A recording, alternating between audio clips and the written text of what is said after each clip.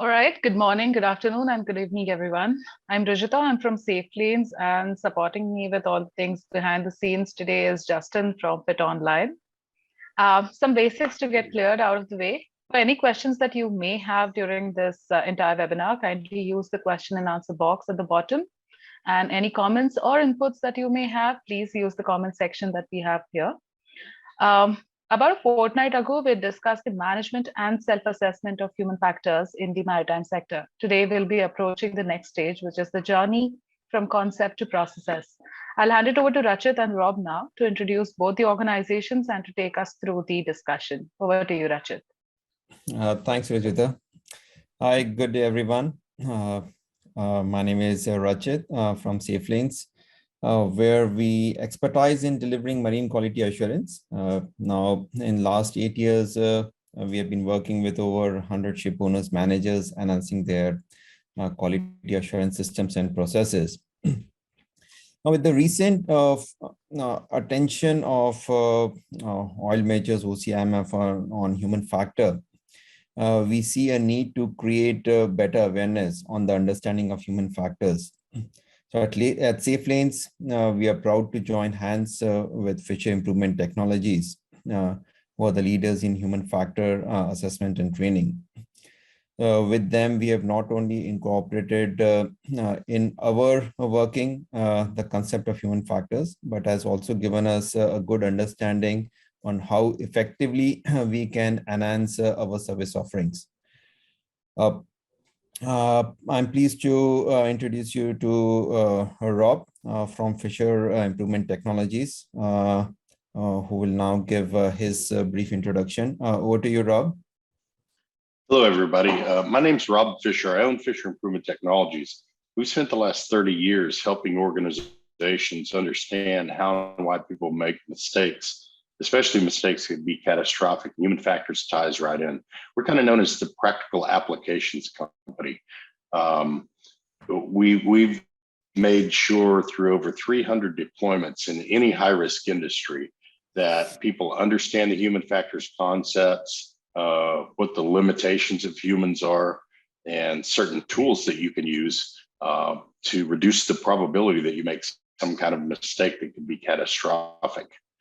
So I think Justin's going to take a poll real quick, and then we're going to go ahead and get started. Justin, you want to take that poll?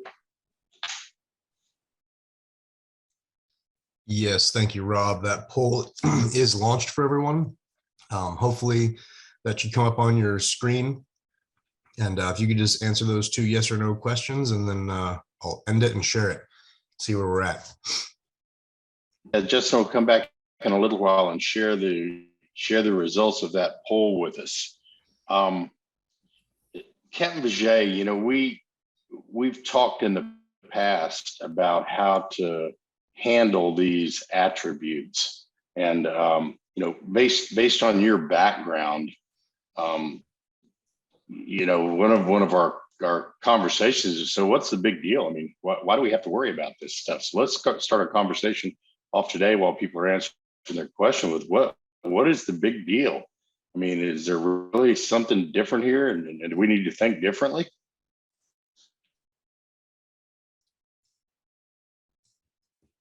Vijay, you're mute. Oh, sorry for that. Okay, yeah, thanks, Rob. Rob, here I would like to tell you about the event, and then probably you can throw a light at how well we could have understood it if the human factor training was done on board with regards to people who handle this situation. So once I was in Mangalore and taking over the vessel as a master, and the vessel was waiting at anchorage, you know, awaiting berthing instructions. So in the evening time, I was with the master who was in command, and we were just discussing, you know, the handing over and takeover notes.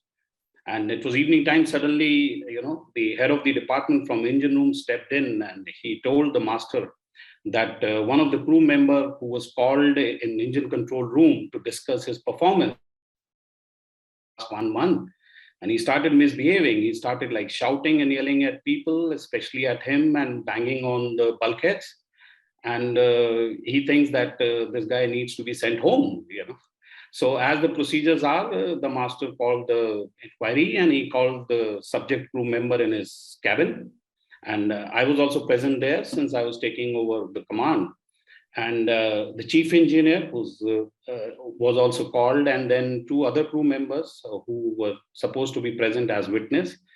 And the whole inquiry was done. He was asked that why he's not performing in his job and why he's not following his procedures or instructions given by his seniors.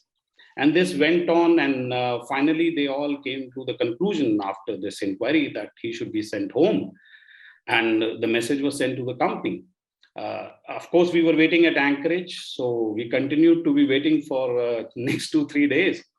And one of the days when I was talking to second mate, and we were just discussing about why this guy started behaving like that, and he said that he was sent to the doctor about a month back, month and a half or something like that. So I said, show his reports. And when he showed me his doctor's report, we saw that he was given very heavy antibiotics, and which were recommended for 5 days. And then second mate told me that, but this guy has been coming to me and taking these medicines regularly. And these are very heavy antibiotics, which make your body go lazy and sleepy all the time. And that's why it was recommended only for 5 days. But it turned out that he was taking it every day from last 1.5 months. And when we further went into it and we found that we have to send it to the doctor again and take it out. Anyway, he continued to stay on the ship after that, because once this problem was handled. But after doing this human factor training, and I learned about this task-based system, so I realized that probably, and I relate this incident, and I realized that in the task-based system, during the entire handling of this thing, even when the head of the department was handling the crew member every day, he was putting the procedures and the processes in the center of the task-based system and not the person. And so here I would like your insight, Rob, that do you think if a good human factor training would have been given and it would have been also involved in processes and procedures, it would have helped in better handling of such incidents and events, which is a very common thing on ships, you know? Well, yeah, when you take a systems approach, and in this particular case, I know Ian's going to talk about the task-based system here in a little while. But if you look at the elements that was impacting the individual, then the crew, the masters, could have a more systemic approach to trying to understand the problem. I mean, they were immediately going towards, this individual was doing something wrong, and instead of backing up and saying, well, what kind of systems and drivers do we have, and what can we do about that? So the systems approach not only needs to be thought about, but it needs to be incorporated into your systems and processes. And Ian Collins is one of the best at this incorporation, of what we call integration of the concepts into the day-to-day workflow. So Ian, I'm going to let you talk about that for a little while, just based on your experience. Thanks, Rob, and hello, everyone. And exactly like Rob said, this systems approach is when people can understand the systemic approach. It's looking at things from a different perspective, and what the human element is all about is simply that. It's a different paradigm. It's a different perspective on how we perform our work, and we need to give people a framework from which to operate, because that framework acts as almost like a roadmap. And so many times where we've gone to integrate and deploy these concepts into organizations, and I've heard it time and time again, oh, this is just going to be flavor of the month, or this is the next thing, and it'll be gone within a year. And when people have this framework and can start to understand things from this systemic perspective, they latch onto it and it sticks. And it's a completely different way that they've looked at the way they've gone about their work time and time again. That makes sense to them. We're all impacted at all times on any given task by these different elements, other people, the programs, the processes under which we work, the environment, the organization, and the equipment. And all of these things influence and impact the way we go about our work and ultimately our performance, hence the term human and organizational performance. It's really about understanding the impact of each of these elements and where there might be flaws in our system. Why people latch onto this framework is because most of our problems exist in that system somewhere, yet we tend to focus on the individual. When people and the organization starts to understand things that where most of our problems are laying dormant somewhere in that system, and if we can fix that, we fix the problem for good. But if we just focus on that individual, we just fix the problem for a little while. Again, people really latch onto this. Organizations latch onto this because it helps create long-term sustainable performance for the organization. Ian, do you think that organizations pay an inordinate amount of attention to individual things and not enough attention to the systemic drivers? Absolutely. Is that just because we I don't know, we think it's all about the person, and we haven't been educated into the systemic drivers and how they can be used? Yeah, and education is probably the key word there, Rob. We're naturally wired for whatever reason as human. When someone's not performing, we tend to blame that person. Yet most of the problems, again, are somewhere, they're being influenced by something other than just the individual. In fact, W. Edwards Deming said it best, where said 90% of our problems are something other than just the individual. They're in the system somewhere.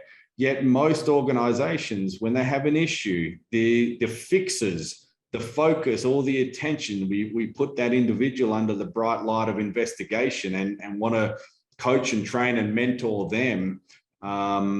Yet we leave the problems out there, and lo and behold, guess what? About 12 to 18 months later, we have a similar issue because those weaknesses, those organizational flaws are still out there in our system. It's a shift for most organizations to start to think differently like that. That's what Safety Differently is all about. It's understanding that systemic perspective.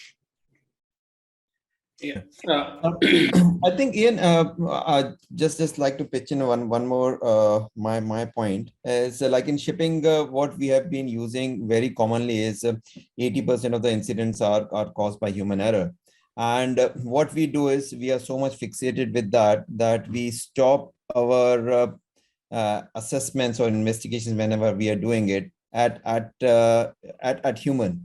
I think now with the introduction of human factor, I think one of the big change or the shift is to go beyond human error, to look into the systemic drivers. And as you rightly mentioned, about 90% of the incidents are caused by something other than just individual. So I think it's very important that we look into these factors which are surrounded by the person which is at the center, and see where exactly is the problem, and then try to fix that. I think that also we can learn from the airline industry in that almost every time an airplane goes down, you hear about it on the news, and it's pilot error, pilot error, pilot error. And then behind the scenes, they do an investigation, and almost every single time you get the root causes, and those root causes are not pilot error. You have to, that's a place to start. And Ian usually says error is a consequence, not a cause. So if you think about it that way, you're looking for the things that drove that error, the systemic drivers. There may have been some individual drivers in the case that we talked about earlier with the individual that was taking the wrong doses of the medicine. There were some individual and some systemic drivers in there. So it really forces you by process to drive deeper than that. Just trying to remember, that's a great input, Ratchet. Captain Rahim, you may want to chime in here as well. Yeah, thanks, Rob, and thanks, Ian. Good day, everyone. I'm Sheikh Rahim. Yes, there is a definite need in the maritime industry for systematic and proven methodology. We have observed from the audits, inspections, and the review of incident investigation activities, that the companies that the understanding and application of human factor concept has been very limited in the marine industry. Now, to help the marine industry with proper guidelines, a project to develop a suitable human factor framework based on the proven concept and methodology was launched in 2018, having realized that. And after over 3 years of work involving human factor experts, the document human factor management and self-assessment was developed and published in 2021. The human factor management self-assessment, provides a framework and concept in a simple manner for maritime companies to understand and adopt. So one of the main element, I think, when we were working on this project was that we wanted to have some document which was easy for the marine industry to understand and adopt to. Now, this document and the framework allows company to implement human factor in processes and procedures, in a phased manner, starting from basic to advanced level. It also provides guidance to monitor and measure the implementation in the consistent manner. So I think we have taken that aspect into account when we are working on this document, making sure that whatever document we produce is easy for the people in the marine industry to understand and adopt, and also adopt in a phased manner, so that you whatever you put in place is sustainable and consistent. So I'm just going back to Rachit here. Rachit, with your experience, do you think we have created a standard protocol with audits and assessment program?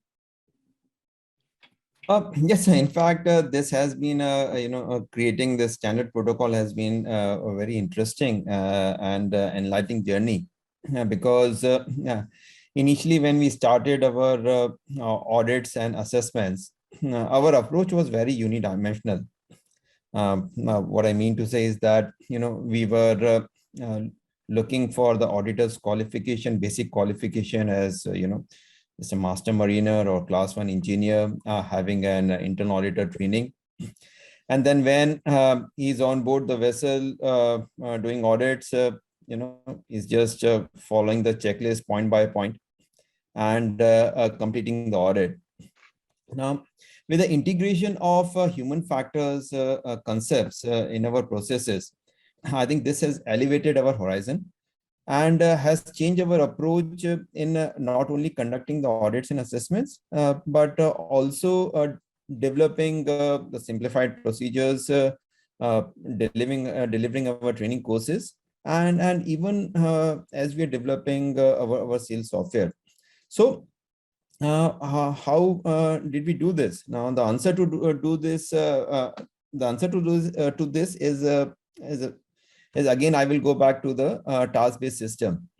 So the only change what we have done is we have integrated this task-based system in our processes. And this is just one tool which we have incorporated, or one of the various other tools which we have incorporated in our processes. We found this tool very effective as it keeps the person at task in the middle, and then it guides us to consider various factors which may influence his performance. So again, I would refer to what Vijay mentioned in his story. So very similar to that, whenever we do the audits, so our standard protocol is whenever we are asking the questions, and as we get the answer, and if the answer is not correct, we try to go a little bit more into the understanding that why he has answered that way. Is where exactly the gap lies. Is it something that he's not having a clear understanding of that particular task? is not adequately trained. So we try to go more into the systemic errors, to try to look into the systemic errors in every questions when we ask on board or during our audits and assessments.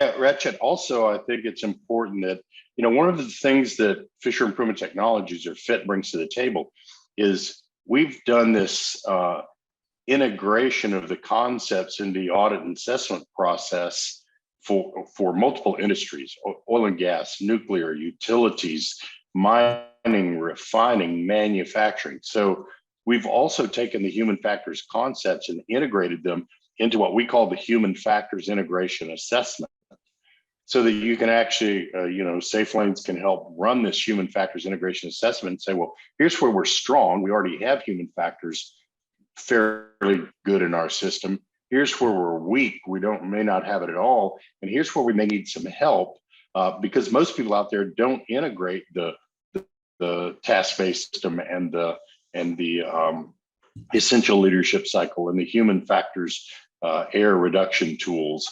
Those aren't integrated yet. So we have a strategic approach on how to do that, because we've done it so many times in so many industries that are shifting over to human factors methodologies.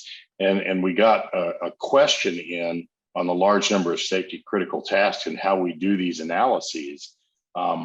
That's where integration comes into play. Once you learn the concepts, you sit down with advocates and say, based on our process, this is where the concepts will fit in that process. And I don't want to go too much deeper into that because it can get fairly technical, but there's a process for integration. And once you learn, maybe Ian, you can speak just a little bit about that as we move on.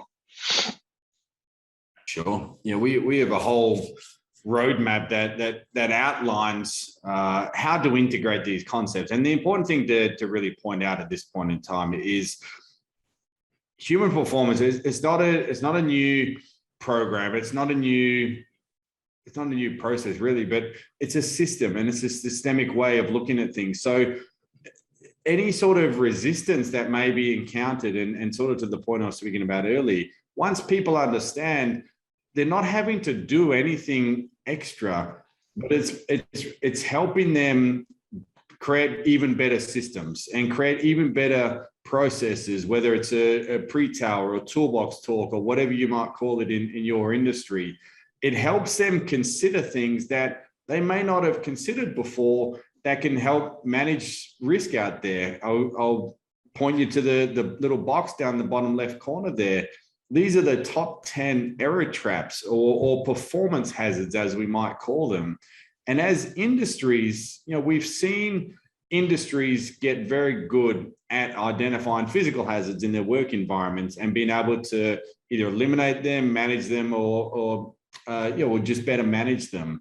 And the introduction of the human element or human performance has people consider things like stress or poor communications or distractions. And these are things that can get injected into a task that increases that likelihood for error.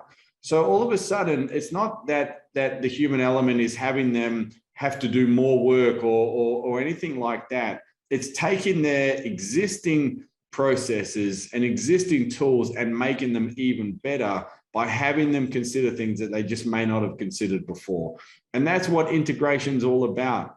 It's helping leaders have more engaging conversations with their workforce and try and bring things to the surface that they might not have in just a normal observation. It's having even more effective toolbox talks. It's having more effective meetings and engagements with each other. It's making everything just that little bit better by that different perspective that comes with the human element. So we don't want to wait on something to fail on a safety critical task and then wait and then only analyze against these new human factors or enhanced human factors concepts. We want to be preventative. So integration would say, just as Ian was saying, in a pre-task briefing, in a pre-job review, we would discuss these elements that could drive error, and that would be integrated into the pre-task. But in the post-task review or the post-task brief or the after-action review, we would also discuss these to help us learn. And looking at these things would be integrated into our root cause process as well. So you're using the same sets of concepts all the way through the organization, from preventing bad things from happening to mitigating their consequences to correcting them when they go wrong. Yeah, I think, thanks, Rob here. Yeah, I think it's very important, I think, for the, industry to understand, the importance of this application of framework, and especially understanding of a task-based system and why you need to be aware of the error traps. I just want to share a very interesting incident. I think that incident still remains in my mind after so many years, because I see that the human factor things failed there. So I was involved in conducting an investigation on a serious injury case incident. A VLCC, after undertaking over 50 days of dry docking in Bahrain, in a warm and humid condition, went straight to load in Arabian Gulf. Now, after completion of loading, while the crew was engaged in offloading cargo gears, the derrick fell down. Those days, vessels used to be fitted with the derricks. So the incident occurred in the middle of the night. The rating at the winch, while changing the topping lift wire, probably did not engage the gear properly. The wire started running out and the derrick started coming down. The rating panicked and was still trying to tighten the brake as the wire was running out. Finally, the bitter end of the wire took his arm. The rating lost his right arm and the derrick fell down on the deck. Now, the follow-up investigation revealed a number of contributing factors. Some of the main issues identified were fatigue and tiredness from a long dry docking repairs in a very unpleasant climate. During the investigation, soon after the incident, I could literally observe tiredness on crew faces from long dry docking. As it is well-known fact that the tiredness and stress are a form of error traps that leads to distraction and loss of concentration. And that is what happened, I feel, in this, in this incident with this rating. There were a number of error traps and triggers that were missed, leading to this serious injury. The planning and the execution of safety critical tasks like handling of lifting gears, lowering of the cargo gears, was lacking. The application of task-based system was also, I feel, was lacking there. This happens when the company has not looked into concept and identification of error traps and not looked into the system and conditions that allowed the mistakes to occur. So this was a classic case I felt happened, unfortunately, was resulted in, in rating losing an arm. This is very unfortunate, just because I think, the human factor concept was not properly implemented into the system. So Rachit, coming back to you, how you think the expectation from human factor guidance can be effectively implemented in the policies and procedures? Thank you, sir. Now, when we talk about on the effective procedures and implementing these guidance, first of all, it is important that we first understand on the task. And let me just take this opportunity to answer your question with couple of questions also, which we have got in the chat boxes, which we're talking about how we integrate safety critical tasks related to the shipboard operation and maintenance, and how would you suggest operator approach safety critical analysis to reduce human error risk mitigation.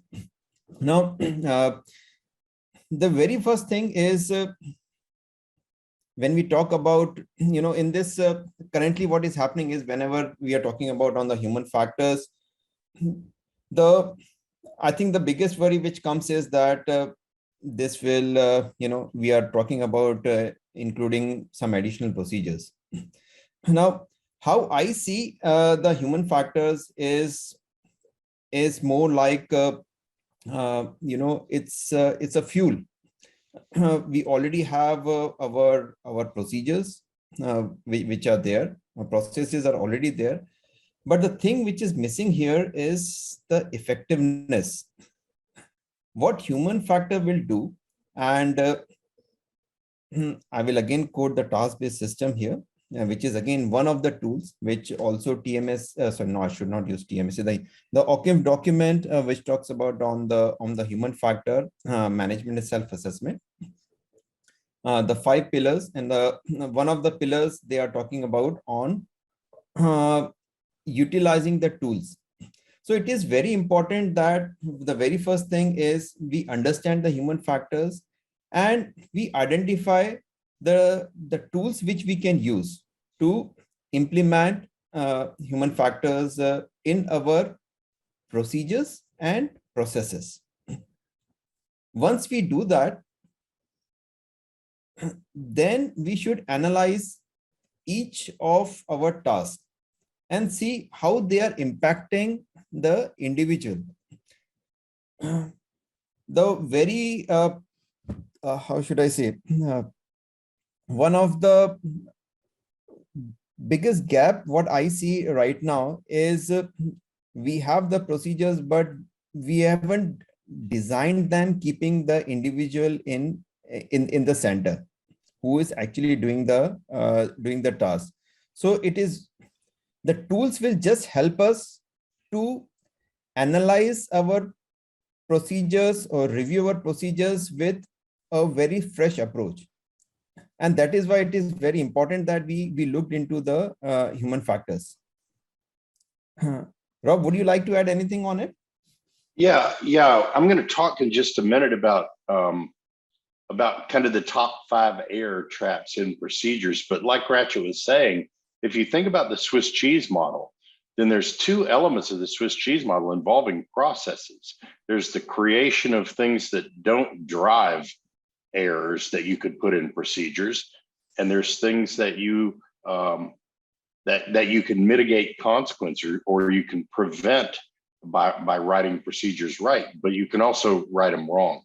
Just very quickly, so that everybody gets a picture of it. Justin, do you happen to have the results of the poll there yet?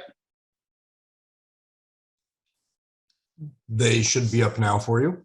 There we go. Thank you very much. So about little over half of you have a plan and strategy for incorporating human factors, and the scheduling and training is there for about half of you, which means that, as you go out there, that could leave as many as 40 or 45% of the organizations that really don't have the plan yet. But we hope you're using these webinars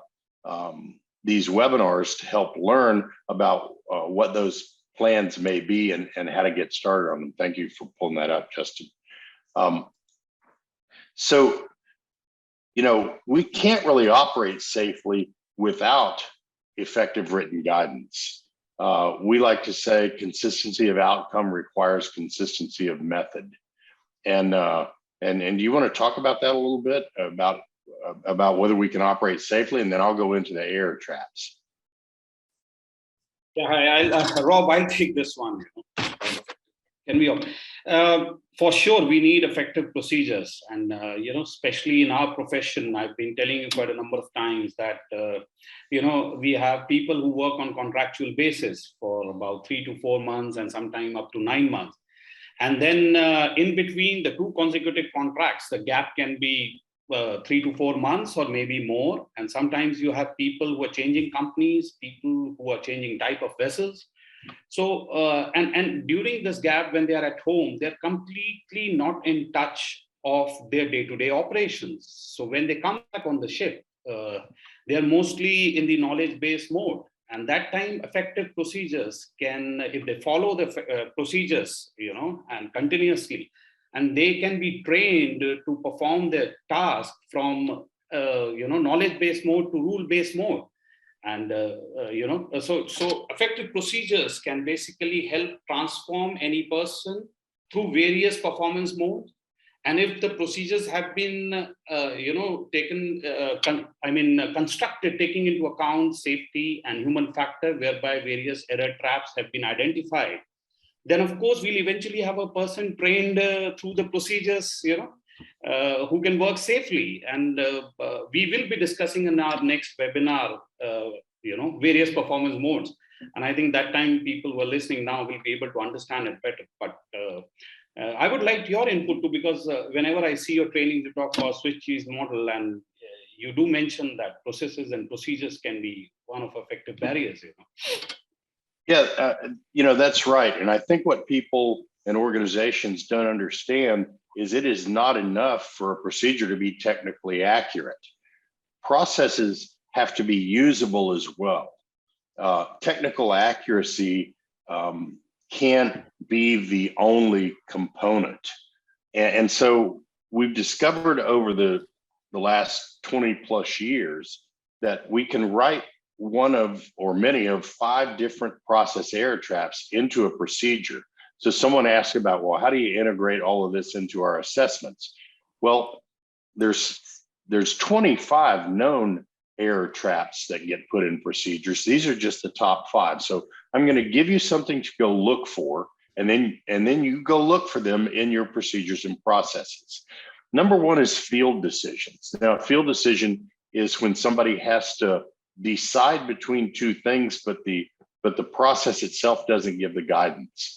So when you see the terms, if applicable or when applicable, if needed or when needed, if appropriate or as appropriate, if desired or if required, those terms used in a procedure increase the error rate on the step that they are in by a factor of 11. Now, you're not going to go take all of those out of all your procedures, but you need to have a discussion about whether it's applicable or necessary before a safety critical task, because we threw those in thinking we wanted the operators to have flexibility. Remember, for those of you who were on the first webinar, I'm an ex-operator. I'm an ex-sailor.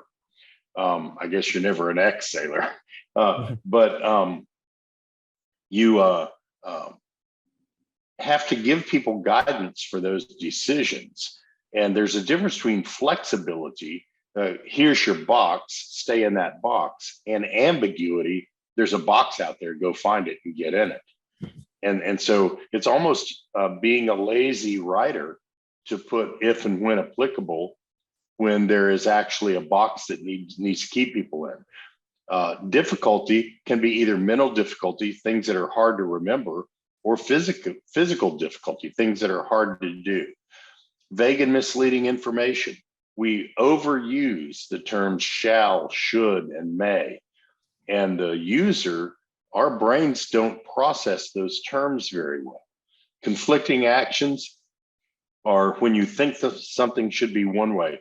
A reverse acting valve, for instance, that every valve that we turn is right hand threaded to close, and all of a sudden we come on one that is backwards. That would be a conflicting action.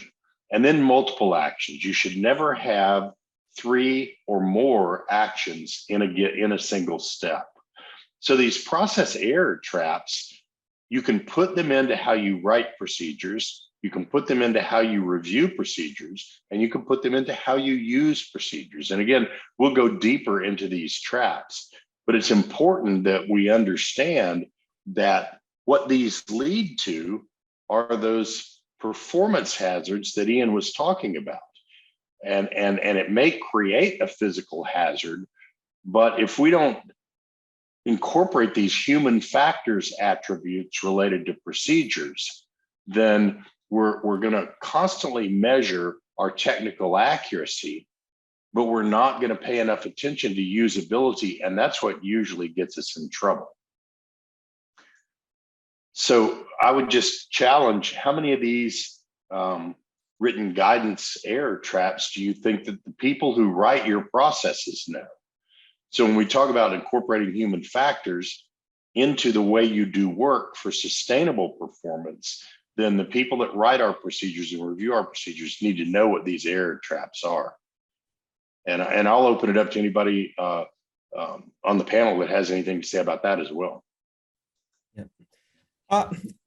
I would just like to add on one thing, Rob, when we talk about on the importance of having an effective written guidance. Now, if we don't have that, and it generally, I shouldn't say generally, but many times what we have seen is that crew members do work, on the basis of their experience, and this happens especially when they don't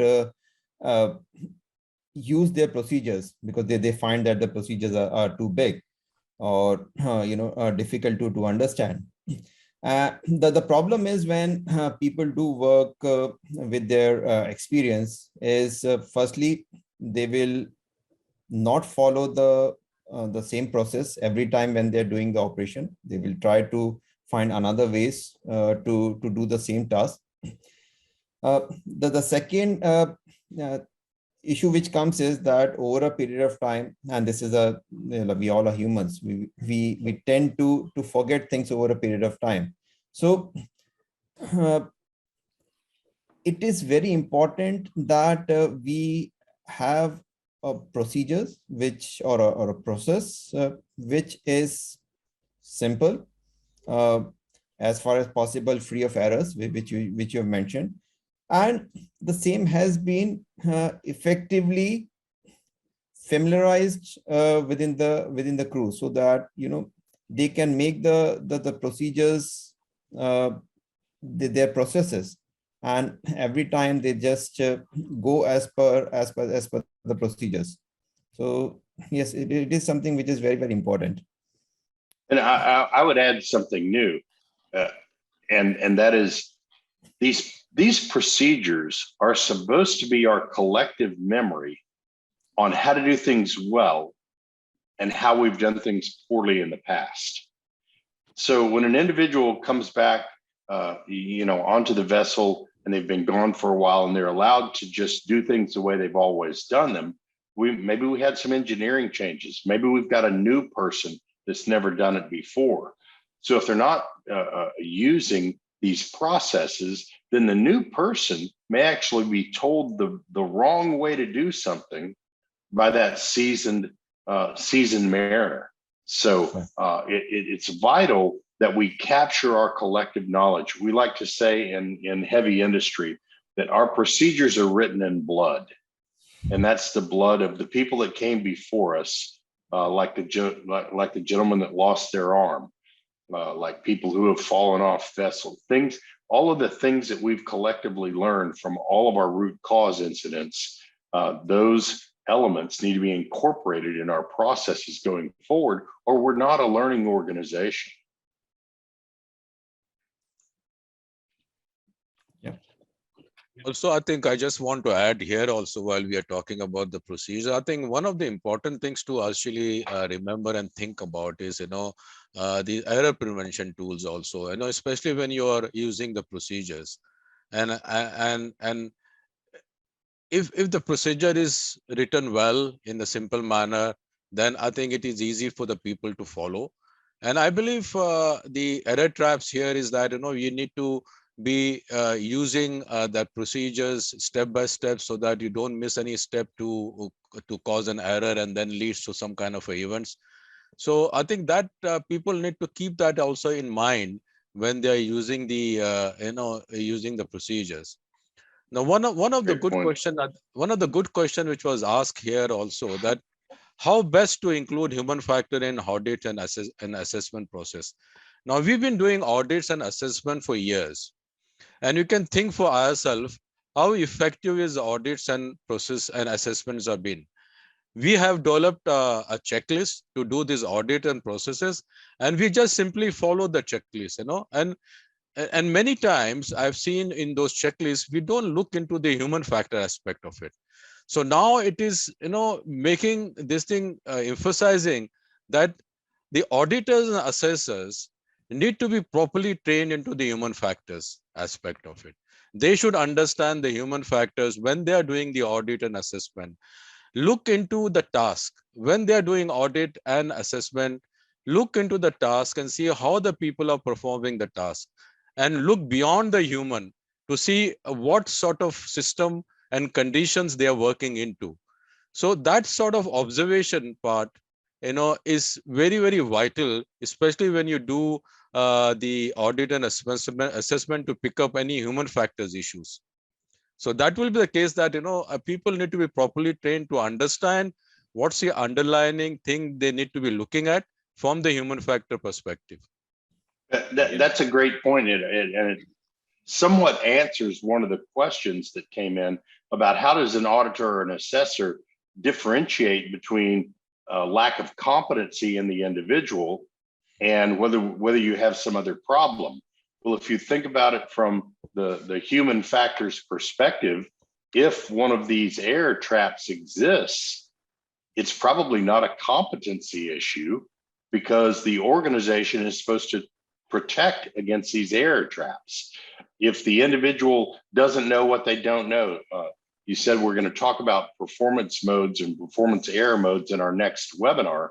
If the individual was in knowledge-based performance mode where they have a lack of knowledge, then that's not a competency issue. That's an issue that should have been controlled by the organization. So by including the understanding of the human factors concepts in the audit and assessment process, what you do, if you do it right, is you allow the auditor or assessor to be able to distinguish between an individual competency issue, which, as Ian well said, is going to make up way less than 10% of the issues, and a systemic driver, which is going to make up 90% of the issues. So that was a great question. By incorporating the human factors concepts properly, the auditor and assessor can then pinpoint and help the organization pinpoint the systemic drivers, and we can stop blaming individual competency over and over and over again, because we now understand why that behavior is revealing itself the way it is. So I think now we're going to move on to the open question and answer. And so if you have any questions, please enter those in the chat. And Ratchet, do you have anything else you want to cover?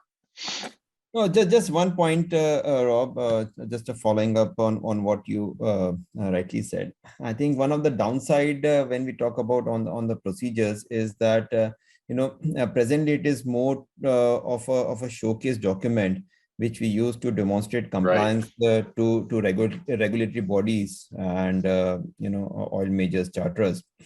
We rarely invest in evaluating and upgrading our SMS to ensure that it is aligned to vessel's trade and operation.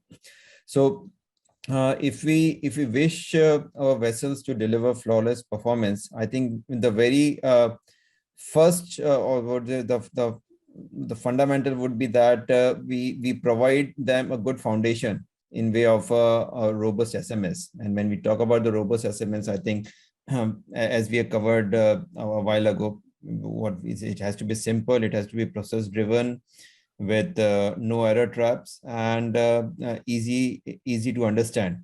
So if we can, before we expect our crew to deliver, I think it's important that we provide them a system and which is well understood to them and easy for them to follow. Well, and I think that's a great way to close out. In many of the other industries, we've worked in, there's this theme of wanting to be excellent. We want to be an excellent company. We want to be an excellent provider of things. You can't get to excellence by stopping at compliance. Compliance is to a minimum standard, and therefore that minimum standard is going to not give you maximum performance. So if your organization, the people in your organization want to be the best, they want to be selected, you're going to have to take compliance as a minimum standard, not the thing that we shoot for. Yeah. Hey, everyone, we had someone with their hand raised here. I will probably get the pronunciation wrong. Apologies. Vazyad Vade. You had your hand raised. You're welcome to ask your question if you'd like to turn off your microphone.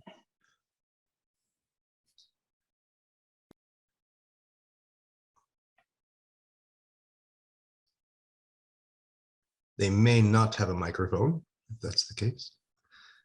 Oh. So while that's happening, I'll just answer something that came into the chat. And that is that, with respect to safety critical tasks, this is a lot of, there's a lot there to unpack. And they asked if we realize how big that task is. And the answer is yes. But it's kind of like eating an elephant. You do it one bite at a time. Our role, Fisher Improvement Technologies' role in high-risk industries has been, all of them have been high-end safety critical tasks. If you go to a manufacturing facility for airplane wings, they have a massive amount of safety critical tasks. Oil and gas, massive amount of safety critical tasks. Nuclear, where we have our roots. So you need a strategic approach to do that. And we use both the human factors integration assessment and our knowledge, as Ian was talking about, of the process for integrating learning and then integrating the knowledge into the day-to-day workflow. So we do understand how big it is, but there's not many people out there that have done it 4 or 5 times, much less 300 like we have. So yes, it's one of the things that we see when you start turning this knowledge over to the masters and to the workforce and to the crew, they actually start using the tools and they find these problems day to day. And each individual problem isn't necessarily that difficult to fix, because you're not going to be able to engineer out every problem. None of the high risk industries have been able to do that. And I assume that that's not going to be done in maritime. We're going to engineer out what we can engineer out. And some of your vessels, frankly, are going to age out, just like any power plant out in the world. So the workforce and the management needs to learn to deal with those and put mitigating factors in place, as opposed to saying, well, it's going to take a long time to engineer things out. I hope that helps with that question. It's a great question. I think I just wanted to add this question on this. I think somebody has raised the question on this safety critical task. I feel that the one has to be realistic and practical when they are assessing a safety critical task. We all know that. And I think one of the example he has given is the navigation operation. Yes, the navigation operation is the safety critical task. And because it has a very high consequences, if something goes wrong through that operations, you have seen, what will be the consequences. So again, starting with and capturing what we have said in this webinar, starting from, the concept and the procedures. Firstly, I think, your procedures, whatever I think operations you're doing on board, whether it is a critical operation, I think your procedures have to be written in a practical manner for the people to understand and follow. And then I think you are complementing this thing by giving people a proper training. Now, the training is a very important aspect. I think we have emphasized that. And in this training, people need to be given training on the human factors also, to understand what are the human factors issue and understanding the task-based system. So I think that is another aspect of it. And then, of course, to make the operation a bit more robust, I think you need to have a proper auditing and assessment program to make sure that what you have written into the procedures, what people are following, implementing, you are you're picking it up, you're doing assessment properly to make sure that you're not missing anything, you're not missing any error traps, so that leads to accidents or events. So that probably will be my thing, that you need to look at starting from your procedures, looking into the training, and looking into your audit and assessment program. And that answers part of a question that came in, or a comment that came in about sound decision making when the procedure doesn't cover something. And one of the key attributes is, again, when we talk next webinar, we're going to dig a little bit deeper into that. But we have something called ODM, operational decision making. And you have to know the limitations of that. So putting a process in place for sound operational decision making, especially on safety critical tasks, is vital. And as we go through these webinars, we're going to talk about some of the mechanisms you can use to do that. How do I recognize when I'm vulnerable when the procedure doesn't cover it? So that's a great question. Again, it's a long one. We have on the screen this online.improvewithfit.com. There are some videos, short videos on there, some other webinars that talk a little bit more about understanding when you might be vulnerable and a process doesn't cover what's needed, and some of the tools you can use to do about that. So I think Justin just posted a link into the chat box that you can use as well. If you've got your phone and you want to zap the QR code, you can do that as well. Are there any other questions in the chat? If not, then maybe Ratchet, you can start to sign us off. And we appreciate everybody being on the webinar. If you go on Fit Online, we have a complete networking system on there that you can ask any question, and the group will collectively answer those. So I certainly appreciate you taking the time to listen to us, and we hope you learn from it, and you go back and maybe rewatch this webinar and share it with others once it gets posted. And Ratchet, I'll leave it to you for closeout today. Thanks, Rob. Well, to start with, just like to thank you, Ian, Justin, for getting up early. I know it's just too early in US, and so really appreciate that. And for other panelists as well, thank you so much for your participation. Now, just to close out, I do hope that our first, and this is the second seminar in our 4th webinar series, and it is helping the colleagues out to give a little bit more understanding on the human factor. Now, in this this session, we tried to introduce a couple of tools. Now, going forward in our next 2 seminars, we'll go a little bit more into introducing a few more tools, and a little bit in depth. We will talk about those tools. Feel free to get in touch with us if you have any queries. If you would like to know a little bit more, we will try to include those as well in our upcoming webinars. So if anything, if you would like to know more, please feel free to contact us at SafeLanes or Fisher Improvement Technologies, and we will happy to include those topics. Hey, Ratchet, and everyone, I just want to, our individual that had their hand raised, I think is ready. If we can give them that opportunity. Sure, No problem.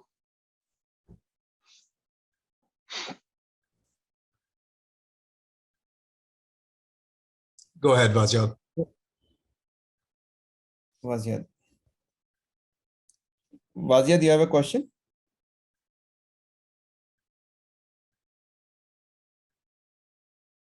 I think, Maybe some technical difficulties. yeah, maybe. If you want to Yeah, reach out to us, you're welcome to reach out to us using any of the methods that we just posted here, or info@improvewithfit.com, and we'll be happy to answer any questions you had. I'm sorry that it didn't work out with the mic there. Okay, thank you, everyone. Thank you for your Thanks, everyone. participation. You all have a Thanks, good everyone. day. Have a great day. Thank you. Thank you. Thanks. Bye-bye. Thanks, everyone.